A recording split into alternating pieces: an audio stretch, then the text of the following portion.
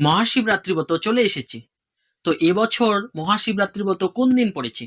26 ফেব্রুয়ারি বুধবার নাকি 27 ফেব্রুয়ারি বৃহস্পতিবার? কোন দিন পালন করবেন? কিভাবে বাড়িতে মহাশিবরাত্রি ব্রত পালন করবেন? উপবাস কতক্ষণ থাকতে হবে? উপবাসের আগের দিন কি করতে হবে? এবং পুজো করার পর আপনি কি খেতে পারবেন?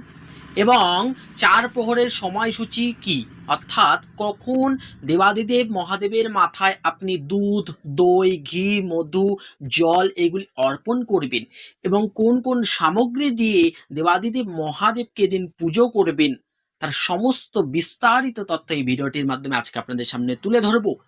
যা জানতে সম্পূর্ণ ভিডিওটি অবশ্যই দেখুন এবং যদি আমাদের ভিডিওটিকে ভালো লেগে থাকে তাহলে অবশ্যই ভিডিওটিকে শেয়ার করে দেবেন।